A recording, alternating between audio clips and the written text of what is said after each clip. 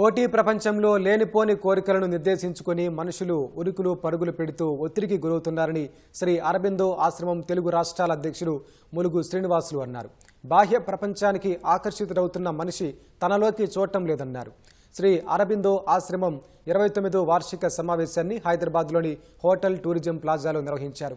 పుదుచ్చేరికి చెందిన ఈ ఆశ్రమం ద్వారా దేశవ్యాప్తంగా పలు చోట్ల పాఠశాలలు, వైద్య కేంద్రాలు, సామాజిక కార్యక్రమాలు నిర్వహిస్తున్నారు. ఢిల్లీకి చెందిన ఆధ్యాత్మికవేత్త ఆలోక్ పాండే ఈ కార్యక్రమంలో పాల్గొని ఆధ్యాత్మికత, ధ్యానం గురించి వివరించారు. ఆధ్యాత్మికతతో పాటు ధ్యానాన్ని అలవాటు చేసుకోవాలని సూచించారు. తెలుగు రాష్ట్రాలకు చెందిన శ్రీ అరబిందో ఆశ్రమ ప్రతినిధులు పాల్గొని రాబోయే ఏడాది కాలం పాటు చేయాల్సిన సేవా కార్యక్రమాల గురించి ఈ కార్యక్రమంలో చర్చించారు.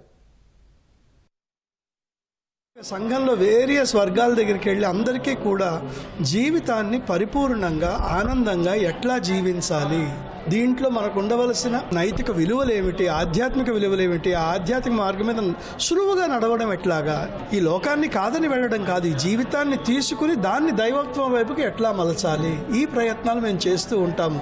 అందరికీ నెమ్మదిగా ఆంతరంగికంగా ఒక ప్రశాంతత దొరకాలి, ఆంతరంగికంగా ఒక ఆనందం ఉండాలి, ఈ మా ప్రయత్నం చేస్తూ ఉంటాం అన్నమాట.